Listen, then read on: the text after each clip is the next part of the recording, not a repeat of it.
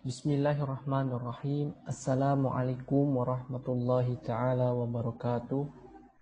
Alhamdulillahillazi arsala rasulahu bilhuda yudilil haqq liyuzhirahu ala dini kulli wa kafa billahi syahida. Asyhadu an la ilaha illallah wahdahu la syarikalah wa asyhadu anna Muhammadan abduhu wa rasuluhu la nabiyya ba'dah. Qala Allah ta'ala fil kitabil karim a'udzu billahi minasyaitonir rajim. Bismillahirrahmanirrahim. Ya ayyuhallazina amanu la ta'kulu amwalakum bainakum bil batil illa an takuna tijarah an taradi minkum wa la taqtulu anfusakum innallaha kana bikum rahima. Alhamdulillah, segala puji bagi Allah. Dan hari ini kita masih diberikan oleh Allah Subhanahu wa taala nikmat hidayah dan taufiknya sehingga kita pada hari ini kita bisa berkumpul dalam kegiatan perkuliahan pada mata kuliah Al-Maqasid Syariah atau Falsafah Ekonomi Syariah. Salam dan salam mari kita curahkan kepada baginda kita Nabi besar Muhammad sallallahu alaihi wasallam. Allahumma shalli wa sallim wa barik alaihi. Berikut kepada keluarga, sahabat dan para pengikut yang setia hingga akhir zaman. Dan mudah-mudahan kita senantiasa mengamalkan tauladan-tauladan beliau dan sunnah-sunnah beliau sehingga kita insyaallah akan mendapat syafaat di yaumil qiyamah. Amin ya rabbal alamin.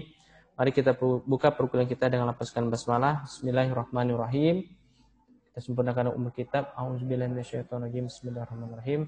Alhamdulillahirabbil alamin arrahmanirrahim maliki yaumiddin. Iyyaka na'budu wa iyyaka nasta'in ihdinas siratal mustaqim.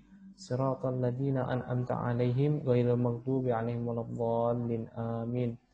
Baiklah, mahasiswa angkatan 2019 dan pada saat ini sudah masuk pada semester ketiga. Ini ada pertemuan awal kita dengan mata kuliah Falsafah Ekonomi Syariah atau Maqasid Syariah. Langsung saja kita akan menyoroti apa yang dimaksud dari kita akan satu persatu preteli, kita bahas satu persatu tentang makna dari judul mata kuliah kita semester ini. Jadi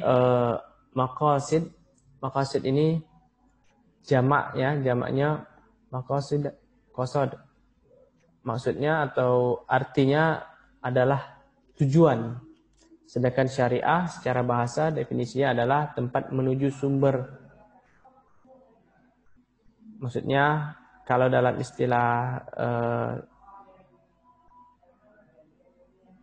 muamalah seperti itu ya, tempat menuju ke sumber air tanpa terputus. Kemudian secara makna atau syar'i, definisi dari syariah ini sesuatu yang ditetapkan Allah Subhanahu wa taala untuk hambanya berupa ajaran-ajaran agama. Yang selanjutnya ada korelasi atau hubungan terkait makna bahasa dan makna dari syar'inya, yakni jalan ke arah sumber pokok kehidupan. Jadi kalau bisa kita simpulkan, maqasid syariah ini memiliki arti yakni tujuan dan fungsi syariat berupa mendatangkan kemaslahatan, baik dalam bentuk mewujudkan maupun memelihara kemaslahatan. Kemudian menurut imam yang mempopulerkan kalimat maqasid syariah ini, yakni Imam Asy-Syatibi, beliau mendefinisikan maqasid syariah bertujuan mewujudkan kemaslahatan manusia di dunia, di akhirat juga. Jadi al-falah, sukses di dunia, sukses juga di akhirat. Jadi kalau kita lihat dalam konteks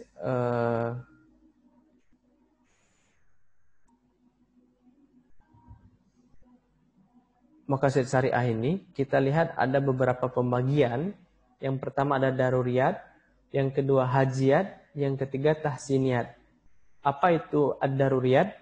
Ad-daruriyat merupakan kemaslahatan-kemaslahatan yang kepadanya bersandar kehidupan manusia dan eksistensi masyarakat. Jika kemaslahatan itu tidak ada, maka akan terjadi ketidakstabilan. Bisa terjadi kerusakan, bisa terjadi juga kesengsaraan di dunia maupun di akhirat. Contohnya salah satunya adalah makan. Kalau orang tidak makan, mungkin terlepas dari puasa ya atau saum. Tapi kalau orang biasanya kalau tidak makan, terlambat makan, maka akan mempengaruhi kejiwaannya, tidak stabil. secara pemikirannya, semuanya akan terdampak ketika memang orang tidak tercukupi makanannya, apapun minuman dan lain-lain. Yang kedua, al-hajiyat, yakni perkara-perkara yang dibutuhkan manusia untuk menghilangkan kesulitan. Jadi jika perkara-perkara itu tidak terwujud, tidak terlaksanakan, dia tidak akan merusak tatanan kehidupan manusia itu sendiri. Namun dia akan mengalami kesulitan-kesulitan ataupun kesempitan. Nah, ini kalau kita contohkan dalam konteks ibadah, ada orang yang mungkin kakinya sakit, maka dari itu dia diperbolehkan dalam sholat duduk, kalaupun tidak bisa duduk berbaring. Nah, ini pembagian maqasid syariah, yakni pada konteks al-hajiyat. Yang ketiga adalah tahsiniyat, merupakan sesuatu yang menjadikan hidup manusia lebih pantas dan beradab. Jika sesuatu itu ada, maka tidak akan merusak tatanan kehidupan. Nah, ini jika ada ya, dia tidak akan mempengaruhi dan tidak juga menyulitkan manusia. Hanya saja orang itu kurang pantas, sebetulnya kurang etis. Jadi kebutuhan ini, yakni kalau kita contohkan dalam konteks kehidupan sehari-hari, etika dan saat minum. Jadi kalau sunnah Rasulnya duduk, ya, kalau minum disunahkan untuk duduk, begitupun makan disunahkan untuk memakan pakai tangan kanan, dan juga begitu juga untuk menutup aurat dan lain-lain. Selanjutnya ini merupakan bagan yang kita menjadi konsep teori kita, kerangka teori dalam perkuliahan kita. Maqasid syariah bisa dilihat bahwa ada terbagi menjadi 3, daruriyat, al-hajiyat, sama juga tahsiniyat. Ada ijad, ada juga hifz. Hifz, jadi ada mewujudkan, juga ada memelihara. Di bawahnya kita lihat breakdown ke bawah, ada 5 kebutuhan manusia, ad-din, agama, kemudian jiwa, akal, al-mal, dan juga an-nasl. Jadi 1 ad-din, 2 an-nafs, an-akal, al-mal, sama al-nasl. Ada agama, ada jiwa, ada akal, dan ada harta, dan juga ada keturunan atau kehormatan. Kalau kita definisikan satu persatu, kita memiliki 2 pemahaman bahwa dalam keagamaan kita harus mewujudkan, dan juga dalam keagamaan dan konteks agama juga kita harus memelihara. Apa yang harus diwujudkan? Yang pertama, kita mewujudkan iman dengan rukun-rukunnya. Syahadatain, dasar-dasar akidah, dasar-dasar ibadah, sholat, zakat, infak, sedekah, dan juga puasa dan haji dan lain-lain. Dalam konteks memelihara atau hifz, dakwah, menghadapi musuh, jihad, menindak orang yang murtad, serta mencegah pendangkalan akidah. Nah, ini harus dipelihara. Dengan cara apa? Berdakwah. Kemudian pada konteks an-nafs atau jiwa, adalah bagaimana cara mewujudkannya, yakni mencari nafkah, atau kalau kebutuhan selain kita, kebutuhan rohani dan juga kebutuhan jasmani, juga kebutuhan seperti pernikahan, seperti itu. Jadi hasrat ya. Nah, ini kewajiban mencari nafkah itu lebih ke jasmani, kalau hasrat itu lebih ke pernikahan. Cara mewujudkan seperti itu, mencari nafkah dan menikah. Dan dalam konteks memelihara atau hifznya, haramnya merusak tanaman. Nah, jadi kita kalau sudah pada konteks jiwa ini, kita harus menahan hal-hal yang tidak diperbolehkan dalam agama, termasuk salah satunya merusak tanaman. Dan juga kalau dalam memelihara ini, tentu kalau kita bahas tentang regulasi, kalau di Indonesia mungkin belum terjadi ya, bagaimana cara menerapkan hukum Islam. Itu sudah terjadi di Aceh, di kota Aceh, di provinsi Aceh. Nah, ini salah satu contoh untuk memelihara agar jiwa ini semakin sesuai dengan apa yang Allah Subhanahu wa taala perintahkan. Yang ketiga adalah al-akal atau akal. Cara mewujudkannya adalah Allah memberikan akal kepada setiap manusia. kewajiban kita adalah menuntut ilmu-ilmu dasar, ilmu-ilmu usul. Jadi itulah cara mewujudkannya. Yang kedua, hifz. Nah, kalau dalam konteks memeliharanya, Allah Subhanahu wa taala mengharamkan mengkonsumsi hal-hal yang diharamkan seperti khamar, ya, narkoba atau hal-hal yang tidak diperbolehkan oleh Allah Subhanahu wa taala. Dan yang keempat, inilah yang menjadi sebenarnya pembahasan kita ke depan tentang al-mal, harta. Dan mewujudkannya disyariatkan berbagai bentuk muamalat transaksi. Jadi konteksnya segala sesuatu itu dihalalkan kecuali ada dalil yang mengharamkan seperti riba, wa halallahu al-bai'a wa harrama riba.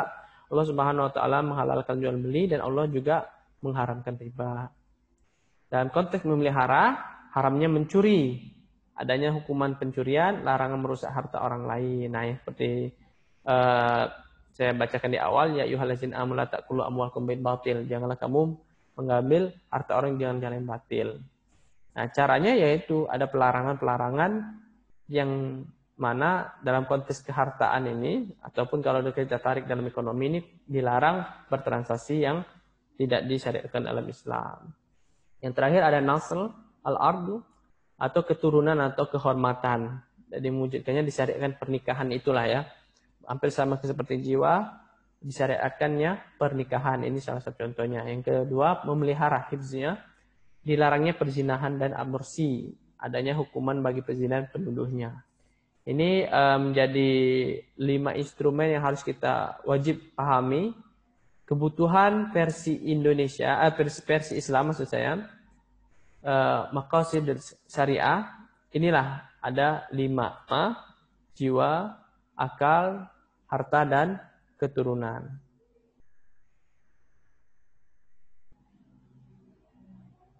Begitupun juga dalam konteks hajiat ya, bisa dibaca, nanti kita akan cepatkan saja karena memang materi kita cukup panjang. Kita akan langsungkan hajiat, lanjutnya adalah tahsiniyat.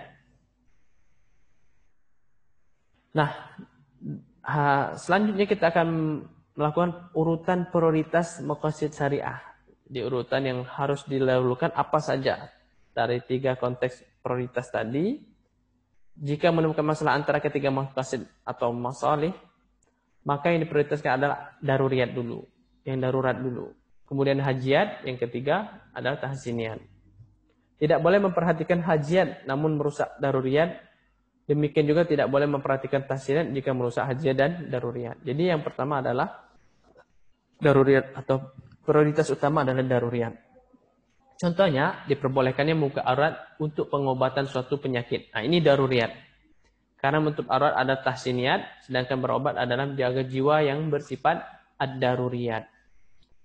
Yang kedua, contohnya, diperbolehkan memakan bangkai dalam keadaan darurat karena memelihara jiwa.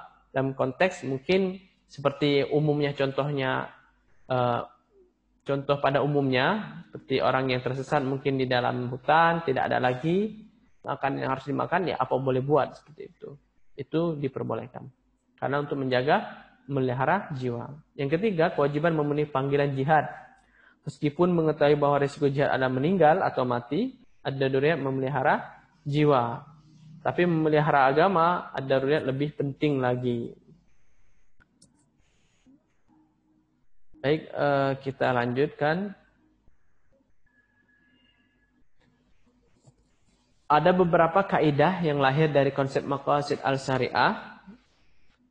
Jadi salah satunya adalah bahaya yang harus dihindari. Jadi contohnya kalau kita lihat di sini kewajiban bertanggung jawab atas kehilangan atau pengerusakan. Hak mengembalikan barang yang dibeli yang terdapat kerusakan. Juga selanjutnya menghilangkan bahaya yang bersifat umum dengan melakukan bahaya yang bersifat pribadi. Contoh kisos pada pembunuh, hukum potong tangan pada pencuri, menggusur tembok yang akan roboh ke jalan seperti itu. Yang selanjutnya menghilangkan yang lebih berbahaya dari 2 bahaya dengan melakukan yang lebih kecil bahayanya. Contoh hak cerai istri karena lemah atau sudah lama kehilangan suami dan tidak tahu rimbanya.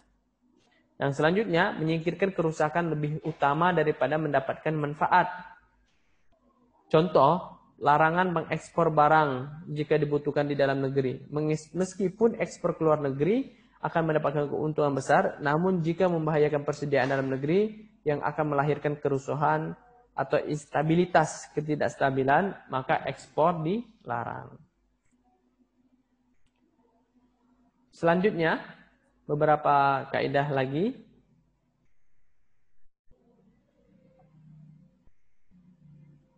Contohnya adalah darurat atau emergency. Dapat membolehkan sesuatu yang tidak diperbolehkan. Yang awalnya tidak boleh, akhirnya boleh. Contohnya memakan makanan yang diharamkan karena kondisi darurat seperti saya sampaikan tadi di awal.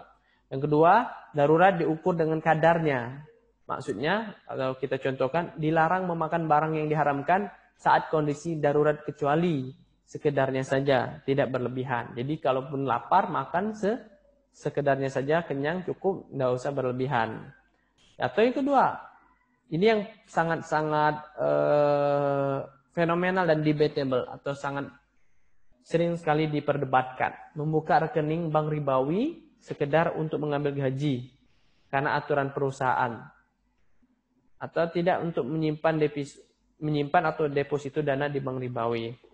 Jadi, kalau seandainya memang kita bekerja di sebuah perusahaan atau pemerintahan yang memang dia tidak memberikan gaji melalui bank syariah, maka ini yang termasuk dalam kategori darurat. Tapi kalau dia menyediakan dua opsi, ada bank syariah atau ada bank konvensional, silakan diwajibkan untuk kita memilih bank syariah. Tapi memang kalau konteksnya tidak ada pilihan kecuali itu, apa boleh buat.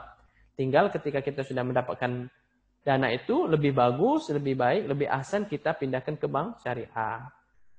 Kemudian kaidah selanjutnya, kesulitan mendapatkan kemudahan. Contoh disyariatkannya rukhsah atau dispensasi, ada keringanan. Boleh menuntut cerai jika pada suami terdapat aib atau celah yang tidak diketahuinya pada saat akad nikah. Selanjutnya, kaidah selanjutnya, kesulitan harus dihilangkan. Contoh dibolehkan persaksian dengan zon di bawah keyakinan.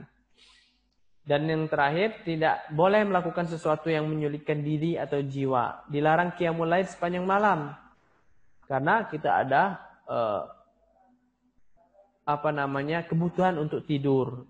Pun Rasulullah SAW telah mencontohkan tidurnya hanya 4 jam dalam satu hari. Jadi di malam hari ya seperti itu.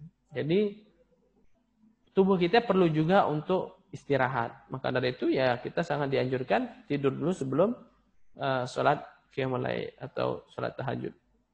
Kemudian puasa wisol atau sambung selama setahun. Ini tidak boleh dilakukan. Kemudian tidak menikah selamanya seperti rahib atau Paulus. Jadi syariat-syariat ataupun kaidah-kaidah yang saya bacakan ini ada yang diperbolehkan, ada yang tidak diperbolehkan, ada yang darurat, bersifat darurat.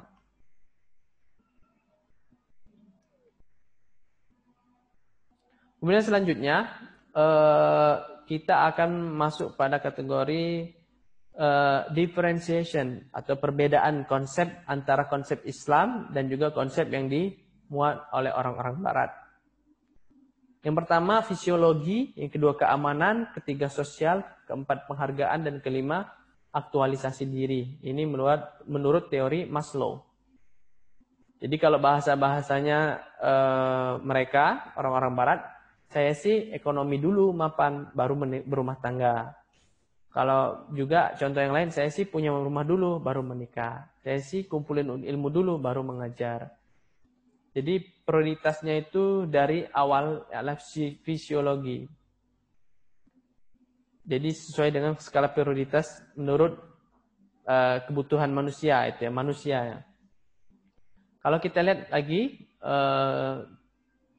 yang selanjutnya dari konsep inverting Maslow tadi, hierarki,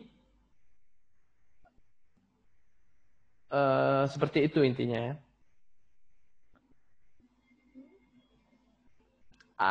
Kalau kita lihat dari segi agama kita, agama Islam, konsep Islam, maqasid syariah, ada daruriyat, tahsiniyat sama hajiyat. Jadi ada 5 kebutuhan dasar menurut Imam Syatibi. Imam Syatibi memberitahukan kepada kita ada 5 kebutuhan dasar manusia, khususnya untuk umat muslim ya. Jadi ini kalau tidak ada di dalam diri manusia, manusia itu ya akan tadi seperti yang saya sampaikan di awal. Ada saja yang menjadi buat mereka sempit, membuat mereka kesusahan kalau semua ini tidak terpenuhi. Yang pertama ad-din, agama tentu wajib di awal adalah ad-din. Kita bersyahadat dulu, syahadatain. Asyhadu an la ilaha illallah wa asyhadu anna Muhammadar Rasulullah. Jadi yang pertama, yang paling utama adalah ad-din, agama. Yang kedua jiwa, an-nafs. Yang kedua al-aql atau akal atau intelektual. Dan juga yang selanjutnya ada al-mal atau harta. Dan yang terakhir ada al-ardu atau juga an-nasab, kehormatan dan juga keturunan. Jadi banyak yang menjadi stigma atau paradigma orang, saya sih ekonomi dulu baru menikah, punya uang dulu baru nikah, punya rumah dulu baru menikah, baru mengajar. Jadi itulah stigma-stigma, kesalahan-kesalahan dalam memiliki prinsip hidup khususnya. Jadi kalau kita dengar sahabat Abu Dzar Al-Ghifari adalah sahabat miskin namun tetap berdakwah. Ini contoh ya, contoh nyata di zaman sahabat. Rasulullah SAW pernah menikahkan sahabat dengan mas kawin berupa cincin dari besi. Atau bacaan Al-Quran. Atau beberapa butir kurma. Yang ketiga, Nabi SAW dan sahabat berdakwah tidak menunggu seluruh wahyu itu turun. Sampaikanlah dariku walau 1 ayat. Jadi kesalahan-kesalahan dalam memiliki prinsip dan berpikir ini perlu diklarifikasi, harus dibetulkan seperti itu. Sahabat walaupun dia miskin tidak perlu nunggu dia kaya baru bisa berdakwah. Tapi sahabat Abu Dzar Al-Ghifari ini walaupun miskin, beliau tetap berdakwah. Begitupun Rasulullah SAW pernah menikahkan orang belum mapan, tapi dia punya ada yang bisa diberikan untuk mahar seperti cincin besi, cincin terbuat dari besi, atau juga bacaan-bacaan hafalan-hafalan Al-Quran, hafalan surat, ataupun bahkan kebutuhan pokok pada saat itu adalah beberapa butir kurma. Jadi tidak perlu kaya, menunggu kaya dulu baru bisa menikah. Dan terakhir, Nabi SAW menerima wahyu itu tidak seluruhnya. Jadi 22 tahun lebih kurang seperti itu. Nabi mendapatkan wahyu sampai sempurna Al-Quran itu sendiri. Jadi walaupun satu surat atau beberapa ayat langsung didakwahkan seperti itu. Sampaikanlah walau 1 ayat ya. Jadi ada beberapa perbedaan konsep yang sangat mendasar yang wajib kita ketahui, sehingga insya Allah ke depan dari sinilah kita bisa membuat diri kita percaya diri dalam mengemban amanah ya, sebagai mahasiswa ekonomi syariah. Maka kita harus tahu perbedaan konsep yang mendasar antara Islam dan konsep Barat. Konsep Islam, hak dasar manusia adalah ada 5 hal yang tadi, ad-darurat al-khams, dan merupakan satu kesatuan yang tak terpisahkan. Jadi 5 tadi ya. Yang kalau kita lihat dalam konsep Barat, hak dasar manusia pertama adalah kebutuhan primer, fisik. Seperti itu.